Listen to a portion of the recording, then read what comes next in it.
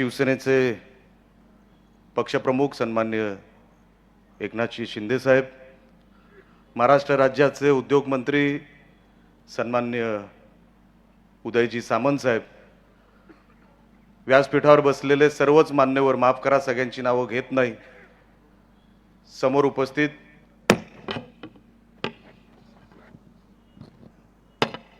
बंधू भगिनी, साहेबांना पुढे अजून 2 सभा करायच्या आहेत म्हणून आपली माफी मागून मी सगळ्यांची नावं घेतली नाही. कृपया करून हा राग निवडणुकीवर काढू नका, एवढीच फक्त या निमित्ताने मी विनंती करतो.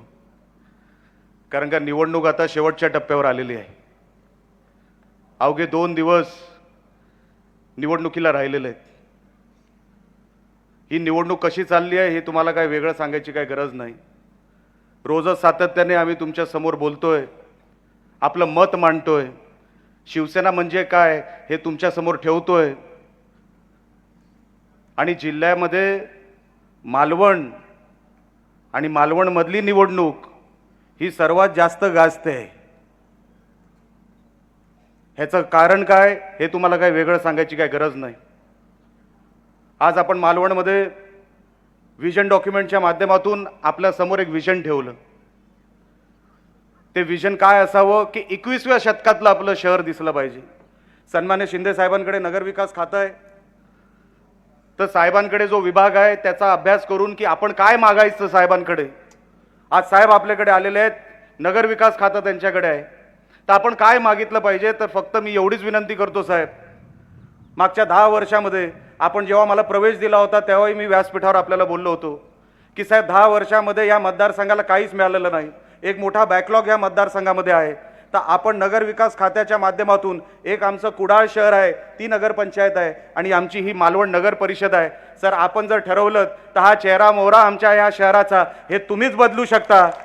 आणि म्हणून आपल्या समोर विनंती, वारंवार साहेबांकडे, साहेबांच्या ह्या नगरविकास खात्याच्या माध्यमातून जेवढी कामं करून घेता येईल मी तुम्हाला आज या व्यासपीठावरून सांगतो. साहेब तर त्यांच्या मनोगतात सांगतीलच, पण जेवढं काय करता येईल नगरविकास खात्याच्या अंतर्गत साहेब तर सहकार्य करतील. मी वारंवार त्यांच्याकडे हात जोडून विनंती करणार आहे आणि बाजूला सामंत साहेब बसलेत त्यांच्याकडेही विनंती करणार आहे. कारण का साहेब 10 वर्ष त्याच्यात काहीच मिळालेलं नाही. मागच्या 10 वर्षामध्ये एवढ्या कोटीवधी रुपयांचा बॅकलॉग आहे आणि मालवण शहर साहेब पर्यटकांचा सर्वात जास्त फुटफॉल.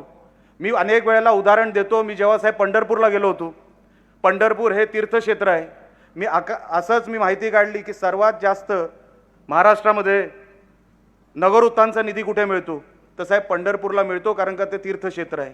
मान्य आहे साहेब, 75 कोटी रुपये तिथे मिळालेच पाहिजे. माझं असं म्हणणं आहे 75 कोटी नाही, 175 कोटी रुपये तिथे मिळालं पाहिजे, कारण का पंढरपूर आहे.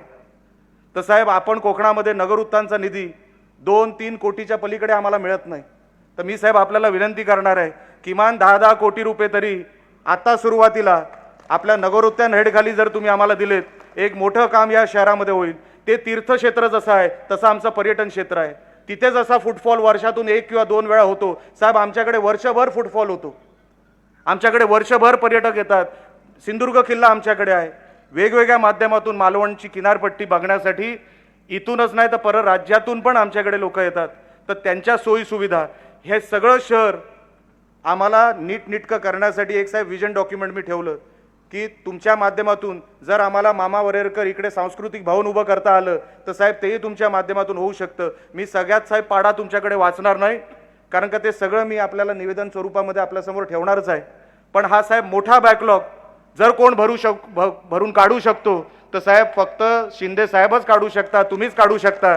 बाकी जे काय तुम्हाला सांगण्यात येतं, जे काय तुम्हाला दाखवण्यात येतं, मी तुम्हाला 100% सांगतो, एकदा शिंदे साहेबांकडे कुठली मागणी केली की ती 100% पॉझिटिव्ह होऊनच आपल्याकडे येते. त्याच्यामध्ये तडजोड होत नाही, त्याच्यामध्ये अजिबात तडजोड होत नाही. आणि म्हणून आपल्याला मी विनंती करणार आहे, कोण आपला विकास करू शकतो, आज शहर कसं चाललंय, मागच्या वर्षांमध्ये कसं चालत होतं, कोणी कोणी ह्या शहराला लुटलं, आज परत रिंगणामध्ये कोण कोण उभे आहेत. आम्ही जे उमेदवार दिले ते निष्कलंक आहेत, एकावरही भ्रष्टाचार किंवा भ्रष्टाचाराचा आरोप नाही.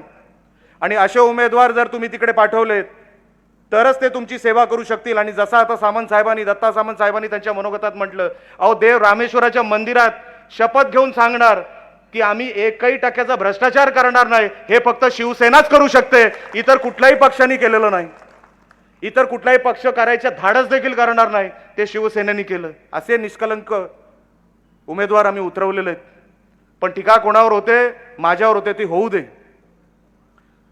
जरी माझ्यावर टीका झाली, आज ते बोलायचे दिवस नाही. आज शिंदे साहेब आलेत, आज मोठा दिवस आहे. नको त्या माणसांचं मी नाव घेणार नाही, नको ती नावं आज मी या व्यासपीठावर काढणार नाही. आपल्याला शहराचा दृष्टिकोन बदलायचा आहे, शहराचा हा जो काही विकासाचा मॉडेल बदलायचा आहे आणि तो 21व्या शतकातला करायचा आहे. ह्याच्यासाठी आम्ही शिंदे साहेबांकडे जेवढं काय मागता येईल तेवढं आम्ही 100% मागण्याचा प्रयत्न करणार आणि शिंदे साहेब 100% करणार, एवढं मी तुम्हाला आज या व्यासपीठावरून सांगतो. त्यांचं महाराष्ट्रभराचं काम, त्यांचं 2.5 वर्षाचं काम हे आपण समोरून बघताय. आणि म्हणून मी आज व्यासपीठावरून शिंदे साहेबांना शब्द देणार आहे. आपल्या सगळ्यांचे आशीर्वाद आहेत असं समजून मी सन्मान्य शिंदे साहेबांना काही शब्द देणार आहे, काही आश्वासन देणार आहे की साहेब, किती जरी टीका झाली, किती जरी शिवसेनेवर टीका झाली, काही जरी माझ्याबद्दल बोललं गेलं, तरी तुम्हाला सांगतो साहेब, येणाऱ्या 3 तारखेला समोरच्यांचे सगळ्यांचे टांगे पलटी होणार आणि शिवसेना जिंकणार, एवढं तुम्हाला आज या निमित्ताने मी शब्द देतो. हा साहेब ओव्हर कॉन्फिडन्स नाही आहे. आम्ही काम केलं वर्षभरामध्ये तुमच्या नेतृत्वाखाली. तुम्ही आम्हाला सभागृहात बोलायची संधी दिली, तुम्ही आम्हाला बाहेर बोलायची संधी दिली. आणि शिवसेनेत आल्यानंतर मी अनेक वेळेला बोलतो, अनेक पत्रकारांना बोलतो की माझी तब्येतच चांगली झाली. आणि तुम्हाला बघून साहेब जी ऊर्जा मिळते की जर आमचे साहेब 18 तास 20 तास काम करू शकतात, तर आपण का करू शकत नाही? आपण का नाही करावं? आणि म्हणून मागच्या वर्षभरामध्ये जेव्हा शिंदे साहेबांनी मला संधी दिली, खरं तर निलेश राणे मागच्या 10 वर्षामध्ये कुठेतरी फेकला गेला होता, कोणी किंमत देत नव्हतं. आणि 10 वर्षानंतर जेव्हा संधी मिळाली, ती संधी दिली कोणी? सन्माननीय शिंदे साहेबांनी दिली. कोण निलेश राणे? कुठे होता निलेश राणे? काय संबंध होता? लोकांनी ओवाळून टाकला होता. पण या शहरामध्ये, या मतदारसंघामध्ये निलेश, मी तुलाच तिकीट देणार सांगणारा महाराष्ट्रामध्ये एकमेव माणूस, आणि ते म्हणजे शिंदे साहेब. अनेक लोकांनी सांगितलं तुला तिकीट देतो, तू काळजी करू नको. आणि नंतर नजर चुकवायला लागले, नंतर गाड्या बदलायला लागले. निलेश, मी अमुक अमुक ठिकाणी आहे, मी मुंबईच्या बाहेर आहे. टर्न मारला नरिमन पॉइंटला तर समोरच भेटले. असे खोटे बोलणारे भरपूर आहेत. पण निलेश, तुला मी तिकीट देणार म्हणजे देणार सांगणारे फक्त शिंदे साहेबच आहेत. ते मनाने जे बोललं ते मी करणार म्हणजे करणार. आणि म्हणून तुम्हाला सांगतो, अशा माणसाची साथ देण्यामध्ये आम्हाला भाग्य समजतो आम्ही. आमचं हे भाग्य समजतो आम्ही. आम्ही का दिवस रात्र तडफडतो की नाही काहीतरी शिंदे साहेबांचं इथे नुकसान होऊ नये. जसं शिंदे साहेब अभिप्रेत आहे तसाच मतदारसंघ मी बांधला पाहिजे. माझ्यावर एकही डाग लागता कामा नाही. मला काही मंत्रीपद नको, मला कुठलंही पद नको, फक्त शिंदे साहेब त्यांना माझ्याबद्दल गर्व असला पाहिजे. ह्याच्यासाठी मी हे सगळं करतो की माझ्या मतदारसंघातल्या माझ्या मतदारांना गर्व वाटला पाहिजे की बघा आमचा आमदार आहे, त्याच्यावर एकही डाग नाही, तो कधी भ्रष्टाचार करू शकत नाही. शहर जर हातात घेतलं तर तोच फक्त चालू शकतो. ह्याच्यासाठी येणाऱ्या निवडणुकीमध्ये जेवढं काय तेवढं सगळं पणाला लावलं, एकही कोपरा सोडला नाही. ज्यांनी शिवसेनेवर वार करायचा प्रयत्न केला त्याच्यावर फक्त एक वार नाही, त्याच्यावर 2-2 वार केले. पण मी माझ्या पक्षावर वार होऊ दिला नाही. मी माझ्या मतदारसंघावर आज काय करणार आहेत, करून काय करणार आहेत, तो आजचा विषय नाही. आज शिंदे साहेब व्यासपीठावर आहेत, त्याच्याबद्दल आपण बोलतच आलेलो आहोत. आज मी त्यांच्यासमोर नको ते विषय काढणार नाही. पण जिल्ह्याचा, आपल्या मतदारसंघाचा मी कधी अपमान होऊ देणार नाही. मी तुम्हाला निवडणुकीच्या अगोदरच सांगितलं होतं की तुम्ही फक्त एकदा संधी द्या, तुम्हाला गर्व वाटेल, तुमची मान उंचावेल, असंच काम तुमचा आमदार करेल. तुमची मान कधी वाकेल असं कधीच मी काम करणार नाही, हे मी तुम्हाला निवडणुकीच्या अगोदर सांगितलं होतं. आणि म्हणून सभागृहाच्या माध्यमातून, सभागृहाच्या बाहेर कुठेही गेलो तरी माझा पक्ष पहिला, माझा मतदारसंघ पहिला. कदाचित सामंत साहेब त्यांच्या मनोगतात सांगतील, म्हणजे उदय सामंत साहेब, कदाचित मनोगतात सांगतील की मी कधीही बोललो, महाराष्ट्राच्या कुठल्याही विषयात बोललो, फिरून फिरून कुडाळ मालवणवरच येतो, कारण का न्याय मला कुडाळ मालवणसाठी मागायचा आहे. 10 वर्ष आपण रिकामे राहिलो, 10 वर्ष आपल्याला काय मिळालं नाही. 10 वर्ष त्या महाराष्ट्राच्या विधिमंडळामध्ये किंवा त्या मंत्रालयाला कळलंच नाही की कुडाळ मालवण म्हणून पण एक मतदारसंघ आहे. या 10-11 महिन्यामध्ये, एका वर्षामध्ये निलेश राणेंनी दाखवलं की कुडाळ मालवण हा महाराष्ट्राच्या 288 मतदारसंघापैकी एक मतदारसंघ आहे. दाखवण्यामध्ये आपण कुठेही कमी पडलेलो नाही आणि म्हणून संधी चालून आली आहे. दाखवायची वेळ आहे की तुम्ही कोणाच्या बाजूला आहात, तुम्ही सत्याच्या बाजूला आहात किंवा तुम्ही कुठल्या बाजूला आहात, तुम्ही करणार काय आहात. आता ही दाखवायची वेळ आलेली. आम्ही सगळं काय केलं, सगळं काय अंगावर घेतलं. माझी सोपी झाली असती निवडणूक, मी कुठेतरी ॲडजस्टमेंट केली असती, कुठेतरी मी गप्प बसलो असतो, निवडणूक सोपी झाली असती. पण मला शिवसेनेत आल्यापासून मी माझ्या पक्षाला का कमी समजू, तुम्ही मला का कमी समजताय, हे माझ्या मनाला खटकलं. मी राणे साहेबांनाही बोललो, मी माझ्या कार्यकर्त्यांनाही बोललो, मी सामंत साहेबांना बोललो, साहेब आता गप्प बसायचं नाही. मी राणे साहेबांचे आशीर्वाद घेतले. साहेब मला बोलले, तू जिथे आहेस तिथे 100% राहा, तरच तू नारायण राणेचा मुलगा म्हणून तू वावरू शकतील, लक्षात ठेव.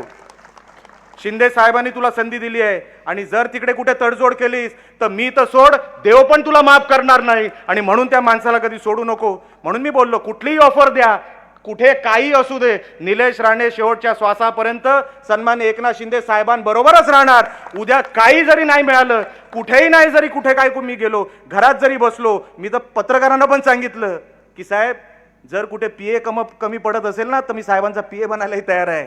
लक्षात ठेवा, त्याच्यात कमीपणा नाही. अहो मला परत प्रवाहामध्ये आणलं नाही, मला जिवंत केलं. हे उपकार मी कुठे जाऊन फेडायचे. मला ह्या मतदारसंघाच्या मतदारांनी परत जिवंत केलं. हे उपकार मी कुठे जाऊन फेडू.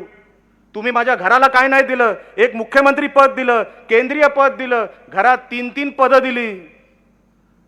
या मतदारसंघातल्या सगळ्या मतदारांना, या जिल्ह्यातल्या सगळ्या मतदारांना जेवढं मी हात जोडून नतमस्तक झालो ना तेवढं कमी आहे मला असं वाटतं. किती जरी मानाचे मुजरे तुमच्या समोर केले, कारण का सिंधुदुर्ग नसता तर राणे कुठे होते, काय ओळख होती राणेंची, कुठे गेलो असतो आम्ही.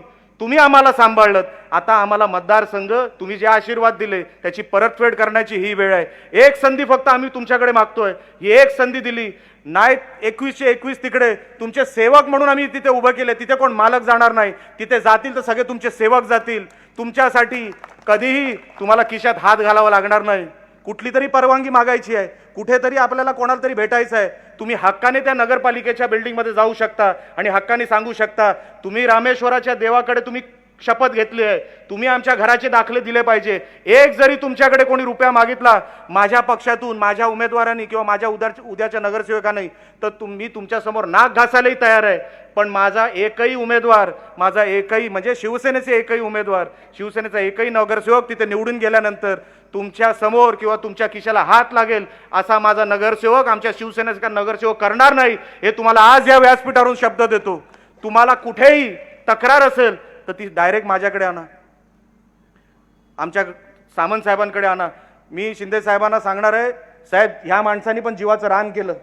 आज जे वातावरण बदललं ते सन्माननीय दत्ताजी सामंत यांनी अर्धं वातावरण बदललं. अर्धं वातावरण हे माझ्या निवडणुकीला बदललं. ते माझ्याबरोबर आले, अर्धी निवडणूक मी जिंकलो आणि अर्धीपेक्षा 75% निवडणूक जर आम्ही जिंकलो ते सन्मान्य दत्ताजी सामंत यांच्यामुळे. आणि म्हणून मी ठरवलंय कुठल्याही निवडणुकीला एक तरी सामंत, उदय सामंत साहेब माझ्यावर ठेवणार. कारण का सामंत साहेब त्यांना माहिती आहे राजकारण कसं आहे या मतदारसंघाचं, इथे काय होतंय, काय काय चाललंय. मी सगळंच काय सांगणार नाही, सगळं तुम्हाला माहिती आहे. साहेबांना अजून 2 मोठे कार्यक्रम करायचे आहेत. फक्त शिंदे साहेब आमच्यावर आशीर्वाद ठेवा. तुम्ही ठेवलाच आहे, तुम्ही आम्हाला सगळं जपताय, सगळं काय तुम्ही करताय, असाच फक्त आशीर्वाद आमच्यावर ठेवा. तुमचे फक्त आशीर्वाद पाहिजे साहेब. निलेश राणेला बाकी दुसरं काही नको. तुम्ही लांबून कधीतरी हाक मारता, एवढंच फक्त निलेश राणेला पाहिजे, दुसरं काही नाही. ह्या मतदारसंघाला राणे साहेबांनी इतके वर्ष जपले. हा मतदारसंघ राणे साहेबांचा. माझी फक्त एवढीच इच्छा आहे, आमची सगळ्यांची एवढीच इच्छा आहे की साहेब फक्त ह्या मतदारसंघाला जपण्यासाठी जेवढं काय करता येईल, जेवढा काय विकास निधी आपल्याला देता येईल तो कृपया करून आपण द्यावा. एवढीच फक्त मागणी आपल्या चरणी ठेवतो आणि मी इथेच थांबतो. जय हिंद, जय महाराष्ट्र.